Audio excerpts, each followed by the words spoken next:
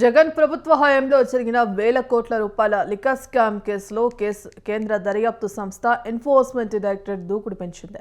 ఈ కేసులో కీలక నిందితులుగా భావిస్తున్న ప్రతి ఒక్కరిని ఈడీ వరుసగా విచారించనుంది. ఇక మనీ లాండరింగ్ కోణంలో దర్యాప్తు జరుపుతున్న ఈడీ అధికారులు తాజాగా ఇవాళ మాజీ ఎంపీ విజయసాయిరెడ్డిని విచారించనున్నారు. మద్యం పాలసీ రూపకల్పనలో ఆయనే కీలక పాత్ర పోషించినట్లుగా తెలుస్తోంది. 2019-2024 మధ్య కాలంలో రూపొందించిన మద్యం విధానం వెనుక ఉన్న ఉద్దేశాలు, మద్యం కంపెనీల నుంచి వచ్చిన ముడుపుపై ప్రశ్నించనున్నారు. షెల్ కంపెనీలను ఏర్పాటు చేసి వాటి ద్వారా నగదును విదేశాలకు తరలించినట్లు వస్తున్న హవాలా ఆరోపణలపై అధికారులు ప్రశ్నలు సంధించి ఆయన స్టేట్మెంట్ను రికార్డ్ చేయనున్నారు.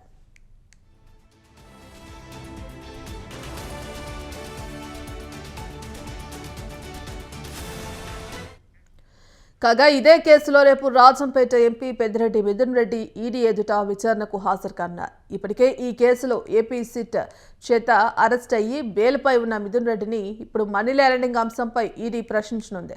నిధుల మళ్లింపులో ఆయన ప్రమేయంపై ఆధారాలను ఈడీ అధికారులు సేకరించినట్లుగా తెలుస్తోంది. రాష్ట్రంలో సుమారు 3,500 కోట్ల మేర మద్యం కుంభకోణం జరిగినట్లుగా దర్యాప్తు సంస్థలు అంచనా వేస్తున్నాయి. ఈ క్రమంలో వరుసగా ఇద్దరు కీలక నేతలు ఈడీ విచారించనుండడం ఏపీ పాలిటిక్స్ లో చర్చనీయాంశంగా మారింది. ఇందుకు సంబంధించి కంప్లీట్ అప్డేట్స్ మా ప్రతినిధి అలీం ఫోన్ ఇన్ ద్వారా అందిస్తారు. అలీం కా ఇప్పటికే ఏపీ వ్యాప్తంగా కూడా సంచలనం రేపిన ఏపీ లిక్కర్ స్కామ్ కేసులో ఇవాళ ఆ విజయసాయిరెడ్డిని ఈడీ విచారించనుంది. ఈ నేపథ్యంలో ఏ అంశాలపై ఆ సిట్ అధికారులు విజయసాయిరెడ్డిని విచారించే అవకాశం కనిపిస్తోంది?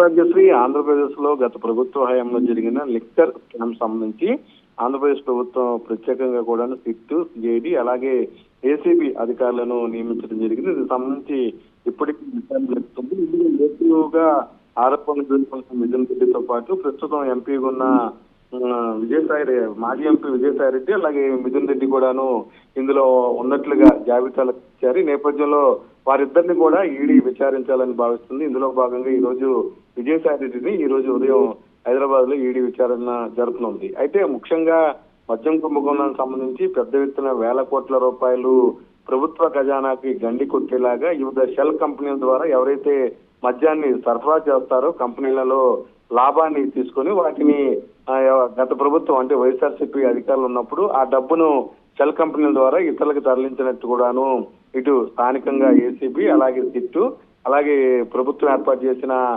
సిఐడి అధికారులు గుర్తించడం జరిగింది. దీనికి సంబంధించి సుమారు కొన్ని వేల కోట్ల రూపాయల వరకు కూడాను చేతులు మారినట్టుగా చెప్పడం జరిగింది. అంతేకాకుండా ఒక 11 కోట్ల రూపాయల వరకు కూడాను ప్రభుత్వం హైదరాబాద్ లో ఒకరి వద్ద నుంచి కూడా స్వాధీనం చేసుకుంది. అది మద్యానికి సంబంధించిన డబ్బుగా కూడాను ప్రభుత్వం చెప్పడం కూడా జరిగింది. ఈ నేపథ్యంలో ఈ కేసు ఇప్పుడు కేంద్ర స్థాయిలో ఈడీ కూడాను కలెక్ట్ చేసుకుని స్కామ్ కు సంబంధించిన వివరాలు అలాగే రాష్ట్ర ప్రభుత్వం ఏదైతే నగదు మిస్ అయిందని ఆరోపణలు స్పందిస్తుందో దానికి సంబంధించి వివరాలన్నింటి కూడా నోట్ చేసుకోవాలని ఈడీ భావిస్తుంది. అందులో భాగంగానే విజయసాయిరెడ్డికి ఈ 22 అంటే ఈ రోజున విచారణ జరుగుతున్నట్లు కూడా తెలుస్తుంది. ఈ నేపథ్యంలో ఉదయం ఆయన ఈడీ కార్యాలయానికి చేరుకుంటారు. దీనికి సంబంధించి గతంలో జరిగిన తప్పుల గురించి కూడాను ఆయన మాట్లాడే అవకాశం ఉంది. అలాగే ఇప్పటికే ఆయన విజయసాయిరెడ్డి 2 సార్లు విజయవాడలో ఈడీ కార్యాలయంలో విచారణకు వచ్చారు. ఈ సందర్భంగా మీడియాతో కూడా మాట్లాడటం జరిగింది. ఈ కేసుకు సంబంధించి ప్రధాన ఆరోపణలు ఎదుర్కొంటున్న రాజశేఖర్ అనే వ్యక్తి నమ్మక ద్రోహం చేశాడని, కావాలని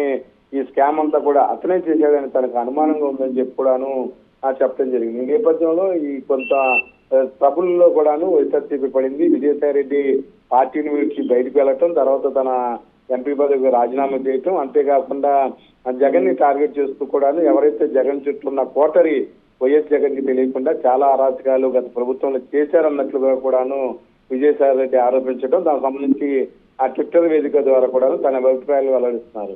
ఈ నేపథ్యంలో ఈడీ ఈ రోజు విచారణలో ఏ విషయాలని వారి నుంచి రాబడుతుంది, ఏ విధంగా లిక్కర్ స్కామ్ సంబంధించి ఏ విధంగా ఆరోపణలు ఎదుర్కొంటున్న వ్యక్తులు ఎన్ని వేల కోట్ల రూపాయలు నిజంగా స్కామ్ జరిగిందనే దాని మీద కూడా ఈడీ విచారణ జరుపుతున్న అవకాశంపై కొంచెం వైఎస్ఆర్సీపీకి చెందిన ముఖ్య నాయకులందరూ కూడా కొంచెం కంగారు ఆందోళన అనేది చాలా స్పష్టంగా కనిపిస్తుంది. ఎందుకంటే రాష్ట్ర స్థాయిలో ఇది ఒక పెద్ద స్కామ్ ని తెలివిగా చంద్రబాబు ప్రభుత్వం కేంద్రం దృష్టిలోకి తీసుకురావటం, కేంద్రం ఎమ్మటిని కలెక్ట్ చేసుకుని ఈడీ విచారణ కూడా ఆదేశించినట్లుగా కూడా తెలుస్తుంది.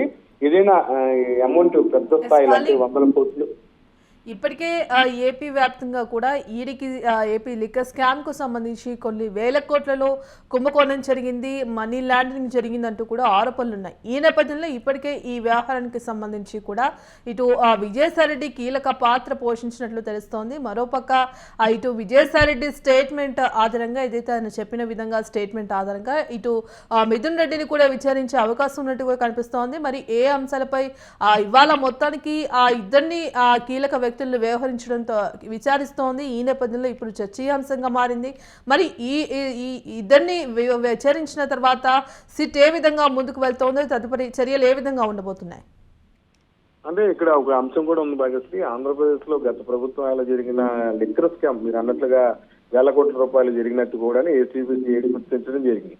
అంటే దానికి సంబంధించి నిర్దిష్టమైన ఆధారాలు ఏవి కూడాను ఏసీబీ గానీ సిట్ అధికారులు కానీ అటు మేజిస్ట్రేట్ ముందు పొందుపరచలేదు. ఈ నేపథ్యంలోనే ఛార్జ్ షీట్ లో కూడాను కొన్ని ఆలస్యం జరగటం, తర్వాత వారందరూ కూడాను బెయిల్ లభించడం జరిగింది. వీళ్ళందరూ కూడా ఆరోపణలు ఎదుర్కొన్నారు. ఎవరైతే మీరు అన్నట్లుగా విజయసాయి రెడ్డి కావచ్చు, మిథున్ రెడ్డి కావచ్చు, వీళ్ళందరూ కూడాను కొద్దిగా ఇబ్బంది పడే పరిస్థితులు అయితే చాలా స్పష్టంగా కనిపిస్తుంది. అయితే ఈడీ వద్ద డ్రాఫ్ట్ అనేది ఖచ్చితంగా ఉండాలి. విజయసాయి రెడ్డి వద్ద అదనంగా ఈ స్కామ్ జరిగిన సమయంలో కానీ దానికి సంబంధించిన బ్యాంకు స్టేట్మెంట్ లో కానీ ఏమైనా అధికంగా డబ్బులు వారి ఖాతాల్లో చేస్తే ఖచ్చితంగా ఈడీ జోక్యం చేసుకోవటం వల్ల కష్టాలు తప్ప అనేది చాలా స్పష్టంగా తెలుస్తుంది.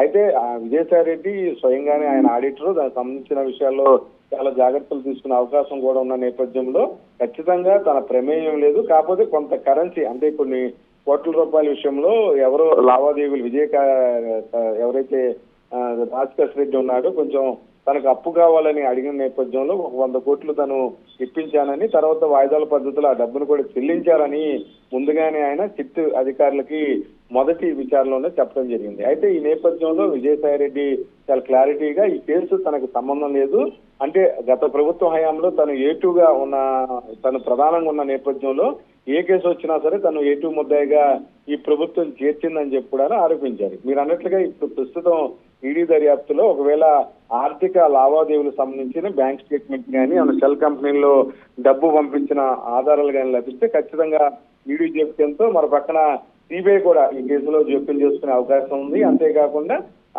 ఐటీ అంటే ఎవరైతే ఆదాయ పన్ను శాఖ అధికారులు కూడాను జోక్యం చేసుకుని ఈ ఏదైతే మద్యం కుంభకోణానికి సంబంధించిన కేసు తీవ్ర స్థాయిలో ఒక పెద్ద స్కామ్ లాగా కూడాను రూపొందే అవకాశం ఉన్నట్లు కనిపిస్తుంది. Right, thank you Anil.